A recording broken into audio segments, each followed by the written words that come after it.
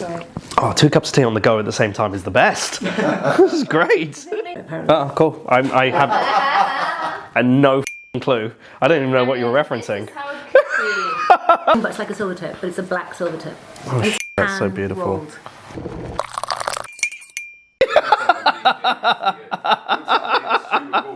Okay, first infusion. So it's just like, you know, the one we would give to our enemies. Yeah, it's still pretty great. Floral. So this guy, so in the forest where this is, Yeah. there's only one road that leads there, which runs along the river. It's about 3 hours from the town of Wuishan, and you can't get in there, it's forbidden. But only the families of the people who've lived there for generations, they're allowed in and they're allowed to make tea. So there's a few houses in each village, 3 villages. It's Oh, shit. maybe not even 100 people. And so they're the only ones who are allowed in, so they can't get there. So little old ladies do the harvesting. Make about 5 kilos a year. Holy fuck. Yeah. So Now I'm going to want this, aren't I? I know this is going to I happen. gave this to Alexander Armstrong. He's about the only person we know who buys it because it's sane. You know, like it's... What is it, it's like £250 for a packet? Like that packet. 290, Yeah. I think it's like, 270. But I mean, like, I guess it's like buying an expensive whiskey, no? Yeah. Like, if you buy an expensive whiskey... So the flavours are so sort of subtle and elegant. It's like an emperor's breakfast. You've probably had that, but you're getting this... But it's also like... And it's a wild forest where the lapsang sushi It looks like you're in a forest. It doesn't Yeah, look so it's like... growing around pine trees. So you get that tiny pine note, Oh my right? god, this is divine. Wait. Fucking hell. Holy shit. The smell, I think. It's like a candy floss and pine kind of thing. Yeah, Mr. Wen's son, he can't live there. He has to drive in every day. He's not allowed to live. Mr. Wen has an enormous house as well because he's so wealthy in the middle of this tiny village. And his son drives in every day, and we got in with his son because his son is a friend of my fixer, because my fixer's, you know, buys tea. And Mr. Wen, I said, like, what do you do most of the year? He said, I fish. I go fishing, I walk in the forest. There's nothing to do most of the year. And then I work quite hard. He also smokes Thank you. masses of cigarettes Right. while they're doing tea. And then I said, what to his son, what will you do? So when my dad dies, I'll take over and I'll live the life of mostly fishing. Fish, walk the forest, and But like, Tends he's tea. super wealthy because tea's so valuable there. Yeah, His yeah. tea is so And valuable. he can only make a Yeah. tiny amount of this tea. He does make other teas. They make the lapsang too. They make the smoked lapsang for us. They're the very rare lapsang. How many infusions would you push this to then? 6. Okay. It was always one of my favourite things to do was come to the office. We haven't sat down and tasted teas for a number of years. No, we haven't. I mean, we have in the house, Yeah. but that was more like probably putting booze in them. What's the thing about you that you think you'd like people to know? Or the thing, or the thing that you wish people knew that wasn't... No.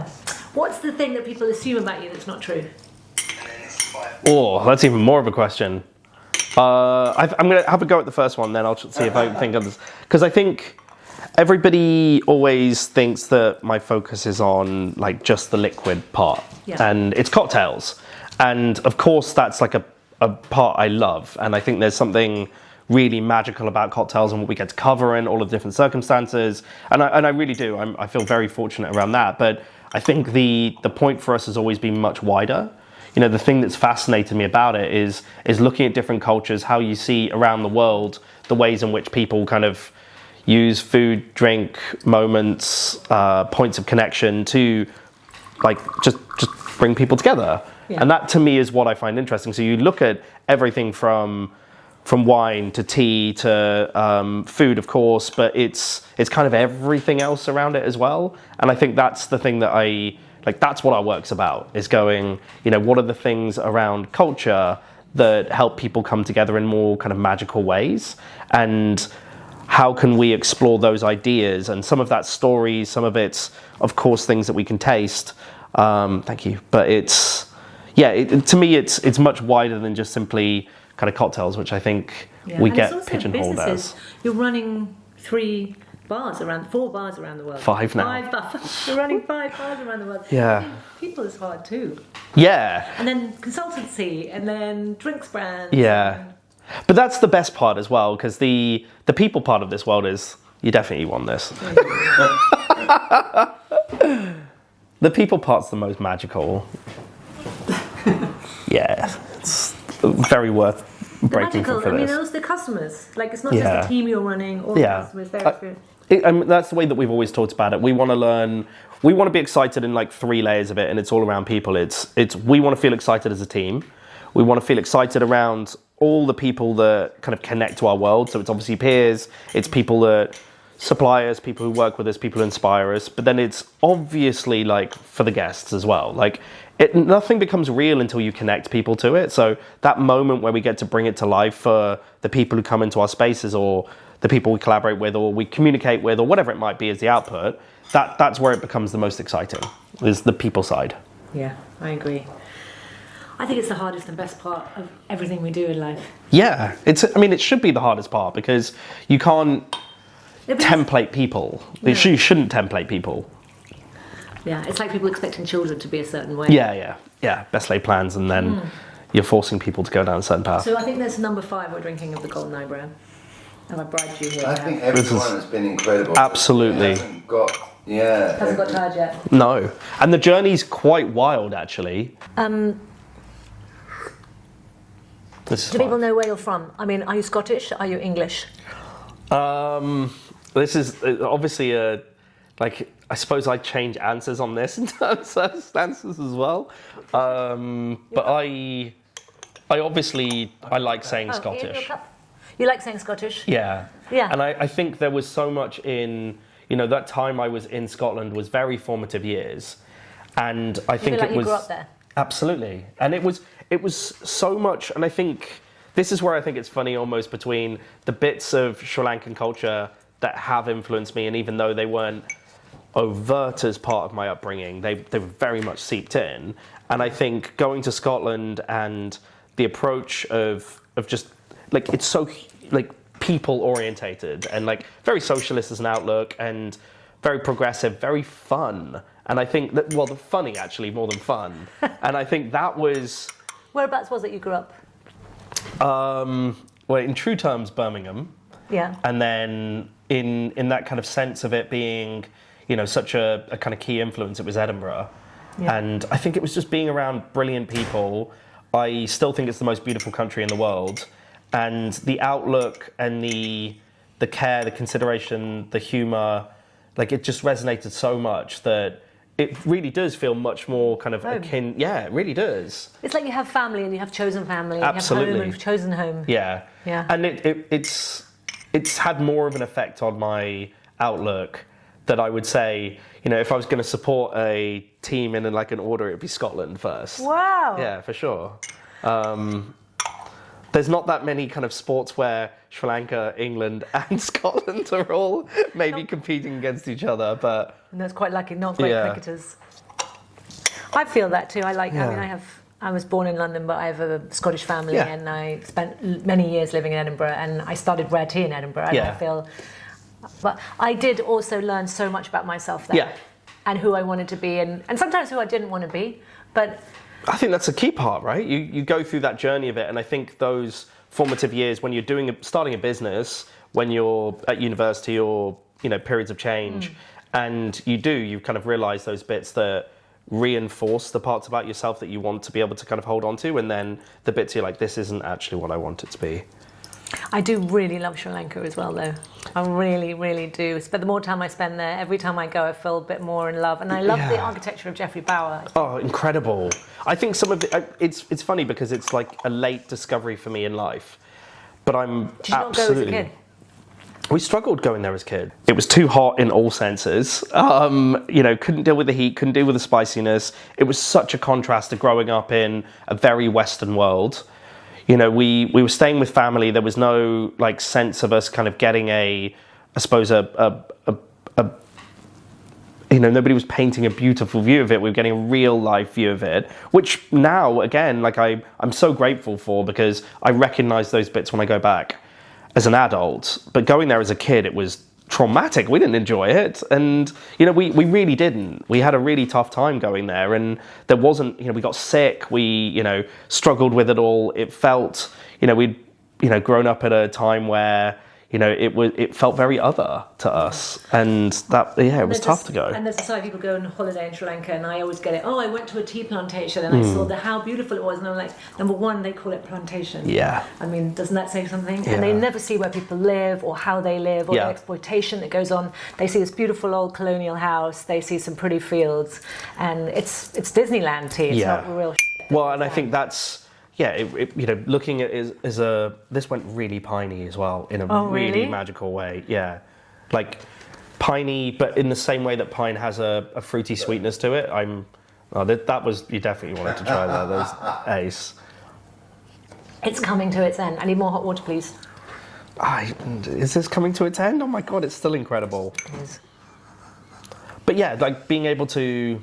And, it's in the language, and it's funny when you still hear. Do you speak Sinhalese? No, and that's the other problem. Yeah. Then you feel other when you don't have the language. I know. Absolutely, and I think that's where I definitely feel that severance of the kind of culture, because you can't really understand something in that true way, particularly when it's so different. It's funny how our parents didn't teach us different language. My mum grew up in Spain, and my dad in Morocco, and my dad in South America, and they had lots of languages between them, and they only ever spoke in English. So weird. Yeah, it is. It's a common story, but at least you can speak Spanish now. I can't speak anything. Well, terrible. But anyway, so what? The thing that obviously we all make fun of you for is that people think, oh, well, you have a Sri Lanka background, you're going to love spicy things, and you don't. You're more of a Scottish palate. Yeah. Not even a Birmingham palate. I mean, it's a real Scottish palate where not that much spice. White pepper? That's the limit. That's the limit, right. The thing is, I like water spices. I like things to explode and then go away. Yeah. I think it's actually the sensation of it lingering that really freaks me out. I can't understand it. And I think the way that my brain's wired for it, nothing about it feels joyous. Like it just goes, something's weird here. Yeah. Like a pain receptor response. It's purely that. It tastes like fire to me. Yeah. And I love all of the kind of spices that often accompany it. So I'm like, this is fascinating. I love all the aromatics. I love all of these bits.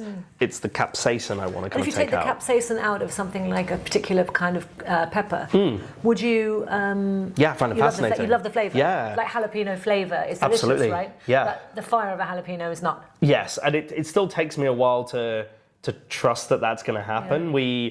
When we were working on some stuff in New York, we had some habaneras. So not even having to do distillates or anything to kind of remove the spice, simply the fruit without the capsaicin. And there's definitely a part of my body that was going, this is going to go really wrong. And then you get all of that peach and grapefruit and melon and all of that loveliness to it delicious. Incredible. Yeah. I hit the same thing and like conversations with different people. Obviously, we have lots of brilliant flavour friends who help us with these kind of bits, but I don't smoke and I don't eat chili, but both of them I find very fascinating. Like if you trim off all of the other flavours of tobacco, all of those red fruit notes are distinct than what they are in berries or in chilies or any other manifestation, and ditto with chili. So the way that they get combined with things, I find it really interesting. It's almost like the capsaicin to me is just like it's just too loud a noise in the room, and I can't I get used to past feel the anything same about else. coffee. I now love coffee, but originally... Actually, coffee's the other one. I don't drink coffee, obviously, but then... That's how we became such good friends. Yeah. But I thought it was too overpowering, and it lasted in my palate too long, and I couldn't get rid of it, and then I couldn't taste anything else. Yeah. And I found it too overpowering. But now I found ways of brewing it that it's sort of softer, more like a tea, and I can notice... I think it was like a geisha, which has that Earl Grey note, that bergamot note that got me into it. I was like, oh, those are tea flavours. Yeah. And now there's we should try some coffee leaf. There's our farmer. Have you tried it? Oh yeah, we use it in some of the drinks. Of course, I find that so interesting that like coffee leaf made into a tea. Oh, it's a beautiful product. I mean, actually, I think that's been some of our favourite. Obviously, trying all of the teas and the combinations and the layers that you kind of create, but also some of those sorts of bits, the Kosserat and we should go to Africa together. Oh yes, I mean all of those trips. I'd love to go to China with you as well. Yeah, my God, that last one this year was so good. It's changing so rapidly. The world is changing so rapidly. It feels like it's still got so much to give. It's gone quite citrusy now. It's like almost lemon balmy. Yeah, and dry like lemongrass. You know, that kind of, rather than tea dry, lemongrass dry. As a human, rather than as Ryan the the bar sensation, the superstar, the most famous bartender who's just opened an amazing new bar in New York. Like all that, out of that, what do you think is the thing about you as a human that people don't know? Don't know. Yeah. I'm not sure. I'm quite an open book with stuff, I think. You're super secretive. So the first thing we know is that you've got no self-awareness. Oh, that's very true. Yeah. I think I do actually, you know, it's always funny. The team are very surprised whenever they make a pop reference, and they're like, I'm like, I have no idea what you're talking about. And some of it is like me being old, and then some of it is me. I don't consume a lot of outside media of things. Like I haven't seen many movies in my life. I don't watch TV. Like there's a very limited set of things that I like to kind of pull from the rest of the world. I'm more interested in people than I am with a lot of those other bits. So I'm obviously I read and I do consume things. I'm not fully in a bubble. Books. You do read books, right? I read books, yeah. And you know I read a lot of non-fiction, probably from a work perspective, and I'm still really fascinated from things like my studies. So I'll read into art theory, I'll read into philosophy, I'll read into biology, and there'll be those bits that I'll do that still feel kind of professional as a way. And then I love reading fiction, so I'll always travel with a book and... so if you're on a plane, which you were always on a plane... Yeah. Always, and you're not always travelling fancy class. No. So you're awake. Yes. You're not watching the movies. You're reading or writing. I will either watch because it's also my point where I'm never going to log on to Wi-Fi on a plane. No, that seems absolutely it's mad special to time. me. Absolutely. I think when you have like very busy, yeah, right. Yeah. Alex was messaging me off the plane. I was like, take some peace of quiet. Like I know. No one's gonna get me. Yeah, it's actually one of the bits I see most sacred about like being on travels. It's the bit I look forward to more than anything. Yeah, and that sounds, you know, it sounds antisocial, but it's not at all that, because I think you need those moments of like, fallow to be able to let everything else form. It feels like secret time. No one expects anything from you from that time. Yes, it's secret time. That is exactly it. And then magically, you're in another place. Yeah. And life is all starting again. Yeah. And it's usually when you're going somewhere, when you're travelling, there's going to be a hell of a lot of adventure ahead, right? Yeah. So you've got to really recharge your batteries. Yeah, I'm not very good at that. But So you read all night? I'll read, and I will watch. That's where one of the few points I'll watch something. But I need mindlessness. So I've been told off for laughing too much on the plane before. What, so you've got headphones on? You've got your like noise cancellers or something? And I'm just giggling like an idiot. The first time I went to Japan, where I didn't sleep for 2 weeks because I was so excited by everything going on, so I was running around. Yeah, I know what you mean. Watching a film on the plane back, and the steward went to my exit time and was just like, you need to tell him to quiet down because he's scaring the other passengers, because apparently I was laughing so much. It's much better than blubbing. Sometimes I cry because I'm that makes also emotional. sense. Yeah, everything gets heightened. So I find it sometimes strange when somebody's really trying to have a conversation on the plane. I'm like, I can't really hear you, and this is like a weird echo point where this is not what happens here. Good at jet lag anymore. I get worse. I thought I'd get better at it. Yeah. You? I think What's the secret? My statement was always eat in the time zone. So I change my watch as soon as I don't need to think about time. So I've got to the gate, I don't have to worry about stuff. I'll change my watch and I'll just go, right, that's the time I'm in. And I used to do this, and I remember when Ian and I used to get off a plane and land into things and run into talks and do all this like different stuff. And then I was like, I don't get jet lagged. And it was actually Karen, White Sister, who said it to me. She was like, you're just chronically tired all the time. There's a difference between not getting jet lagged and then just thinking it's okay to survive off 2 hours sleep all the time. I'm like, maybe you're right. Maybe you're right. Okay, in the cocktail world, like, I'm going to actually tell you what mine is while I've got you here. Yeah. What do you think, what's the thing that you wish people knew about cocktails? People at home, maybe. People who don't make cocktails. There's some kind of basics around things like, ice dilution. But honestly, to me, it's about thinking in the moment. what do you want to express? It's a, you know, in the same way that you'll choose the music, you'll choose the, you know, type of night you're going to have. Thinking about that, like the beautiful thing about, and I suppose my definition of cocktail is very wide. This is a cocktail to me. Because it's about the choice, it's about the moment, it's about the consideration of how it's been put together. This is an absolute example of a cocktail to me. And, you know, it's all about your choice and that connection that you're trying to make. So if you think on that, rather than thinking about what you're going to make, everything gets much more magical. So it doesn't need to be, oh, I'm going to make margaritas tonight. It's about going, I'm with my dear friend. I want to be able to have something that helps us enjoy our evening or relax into it, or the opposite, we need to completely escape and kind of have something that really feels uplifting. At moments, I'm going to serve you a cup of tea. At moments, I'm going to serve you a martini. It's going to be all about thinking on that particular moment. My favourite cocktail you ever made me was when Richard was cooking and we were in our flat and there were some pea shells and you were like, oh, I'm going to use those. And you like put them in the blender, you strain them. We had this amazing cocktail. I'd never had a cocktail with pea shells before. And it was like very dark, very zero waste, used everything up. So delicious. But it was just like, you hadn't planned anything. You just saw it, you made it, and it was very joyous.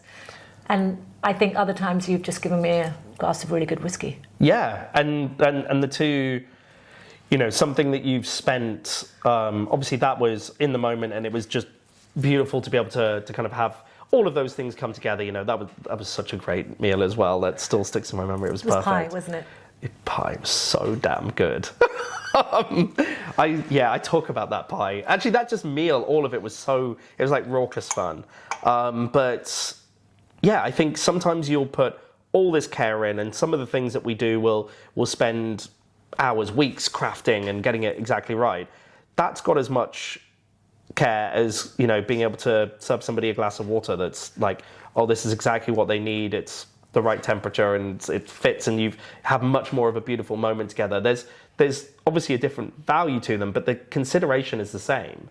And being able to just think on those parts, that's how all of your cocktails get way better, because all you're doing is going, this is what's for that moment, and that's what a great cocktail does. It just, you know, the definition to me is greater than the sum of its parts. It's not about how many things that you've mixed together. Like, this is just absolutely perfect. Just tea and water, right? Yeah. Yeah. And it's in the right way for us to taste things. We know I've been thankful to share this kind of ritual with you in the past, and so, you know, it's perfect being able to taste it like this, and it's just all of those considerations and details. That to me is what it's about.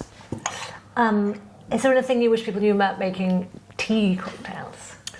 I think apart from just tea, but actually using it with alcohol. Well, I think that's the magic. It's like it's such a secret weapon, but people need to. Yeah, need more. I want to see how it keeps going, because it's absolutely beguiling. It's incredible. Beguiling, great word. So it's this powerhouse of an ingredient, but I think people always think of it as being the dilution. Yeah. And it's so much more. It's sweetness, it's texture, it's myriads of flavors, it's stuff that sits beneath the surface, and it raws other ingredients out as well. So it's you know, it's an accelerant, it's its own flavor. And so kind of thinking about, you know, you need to be able to understand the tea more.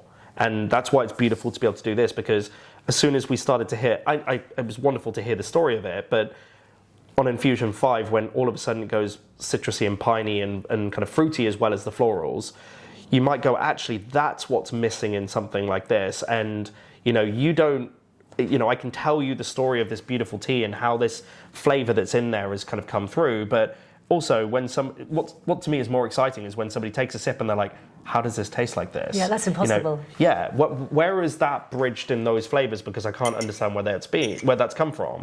Yeah. And, you know, you can then tell the story of this beautiful rare tea that is grown in the forest. Therefore, it's alongside the pines. It's wild. It's, you know, growing in this gnarly way. It's not manicured. And, you know, once you start to reveal those flavors within it, it sings in such a singular way. And, you know, that's where I want people to think on tea, is going, how can I not just use it as oh, okay, I'm going to make a mizuwari, and instead of using water, I'm going to use tea. It's like, sure, it's fine and it's delicious, and all the ways that you see people use tea around the world are great starting blocks to understand what it can be as an ingredient. But if you take the time to analyze and really notice the details in the tea, you'll start to understand where you can apply it in much more interesting ways, and you'll realize how powerful an ingredient it is. Because I think, there isn't another product that has those kind of aspects of texture, of sweetness, of flavor, aromatics, and transformative abilities. Transformative abilities, I'm totally with you. It's never.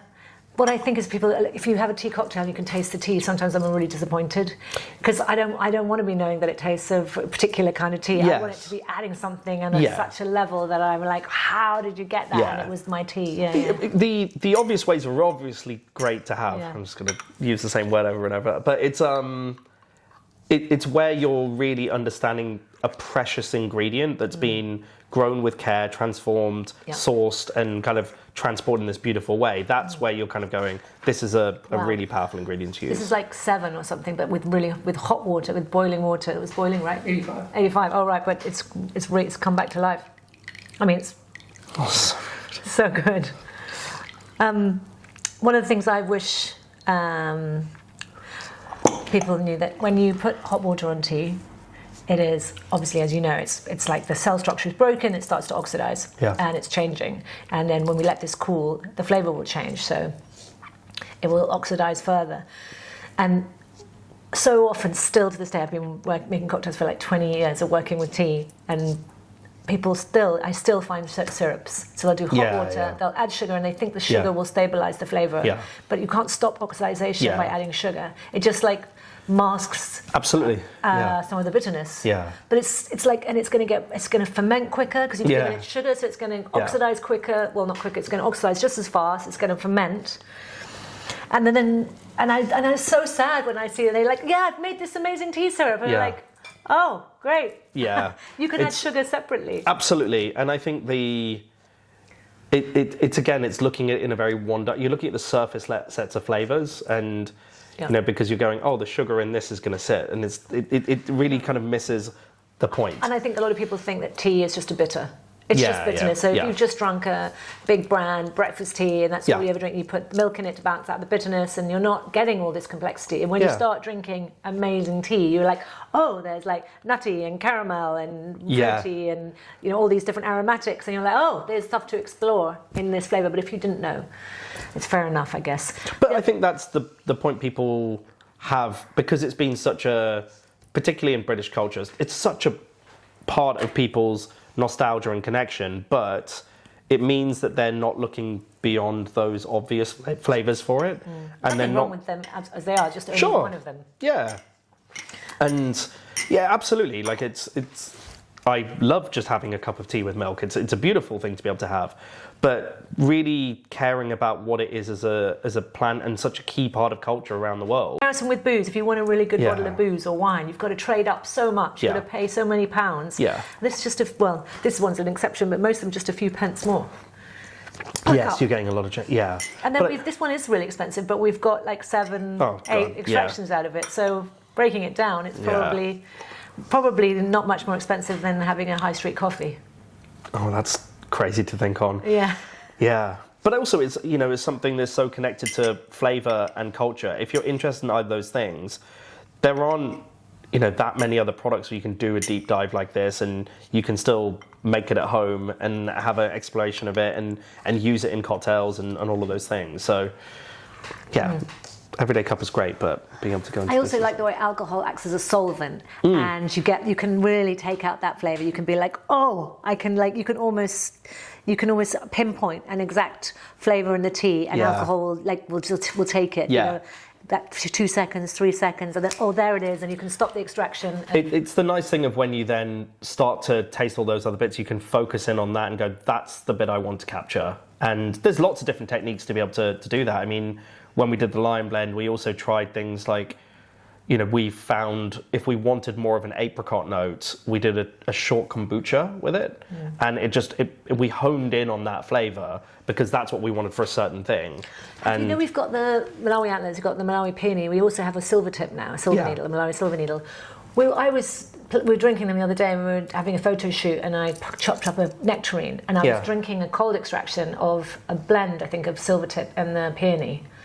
Maybe the antler as well. No, we didn't have the antler. The silver tip and the peony. And then I took a bite of this because it had been cut as a garnish or something. Yeah. Oh, it's so great. It was so weird because, of course, there are peach notes there, but I'd never actually eaten it because I thought it would be too much like lapsang and whiskey. On top of each other. Yeah. Yeah, it was amazing. The peach and citrus, they just soared up. I was thinking about a Bellini. Oh, that sounds great. Like, make it fizzy. Yeah. Yeah, I mean, always going to be delicious. Yes. The other thing I wish I'd known about cocktails was ice, how important ice is. God. Yeah. And it's all the glassware and stuff and getting it... All of those details are important, but there's also hacks around all of them. Okay. Because again, if you're thinking on the moment, there's sometimes you really want a glass of wine in a beautiful Zalto glass and it needs to be the perfect temperature to let it sing. Other times you're drinking it in a tumbler and it's magical and it's so perfect for it. Ice is crucial because it changes the flavors, and sometimes you want to subdue certain things. You need to be able to open flavors out using dilution. Yes, but I didn't realize also that the problem with my ice was it was way too much dilution. You don't need ice. Like you had a whole bar with no ice. Yeah. It's about coldness, not about dilution. Yes. I wish I'd known that. Well, it's about control, and the good thing is ice, like having good ice is like having a good oven. It gives you a lot of control, and you can do the transformations that you want to have it's a really good tool. There are other ways of doing it. It just makes your life more complicated. Yeah. You have to really care and do all. White Lion was complicated. Like we honed in on exactly, and to be able to do that, we were controlling everything from very, very precise recipes, temperatures of glassware, different shapes, all of those different things coming together. Ice is an easier way of doing it, but it's not the only way. And you don't need to have the fanciest stuff. The good in always gets good out, right? It's very hard to make something delicious with crap ingredients. It really is. And, chef, cocktail maker, tea lady. Everything. It's not only is it flavor-wise very hard to deliver those things, it's just got no romance to it if it's just crap. Like, you want something that's from people, has a connection to a sense of place, a sense of time. All of those things make a difference on the deliciousness. But I think if you can still manage to, if you get the ingredients right and you're putting the care in, you can serve things in very humble ways and they still end up being magnificent. And you can kind of go the other side. You can really focus in, but it's about that choice about what you're trying to kind of put forwards. Yeah. So like I know you mean one of our favourite restaurants is St John. Yeah. I think it's just very simple, brilliant ingredients, beautifully sourced, simply. But people make the mistake of thinking that it's not done with expertise, and it is absolute mastery, because knowing the temperature, knowing the right seasoning, bringing all of those elements together to make it strip back takes absolute excellence. It's arguably easier just to throw butter, sugar, fat, all of it on top of it, and it's you can mask in that kind of way, but actually stripping things away and being able to present something that still transforms in a magnificent way that's a real amount of care. But I think it's that's why bartenders love martinis, because it's about those very small nuances and it's perfect. There's something about it that is just that to me is like one of those alchemical transformations. Harmony of those things coming together, and that's about the brands linking up in the right way. I think actually, because I also love a bone dry vodka martini with a twist, but I think the citrus that's kind of going around in like a bulk sense at the moment is terrible. I mean, not in Mexico, in the UK. So I think that's... I guess the vermouth, like we're using probably shitty vermouth, no? Like maybe. It should be served in small bottles, so be sold in small bottles. I don't understand why they don't. They still haven't done it. Yeah. Or we need to teach people how to... Vermouth's a great cooking ingredient. Yeah. Use your vermouth more is the key. Like it shouldn't sit around. No, because it's going to oxidise. I mean... Yeah, and actually I think How long do you think it would last? I mean, the idea is in the fridge, 100%, out of light, in the fridge, try and remove the oxygen from it. I think actually, like, you know, we turn it over rapidly in the bars, so we don't have to worry. How long do people keep it for?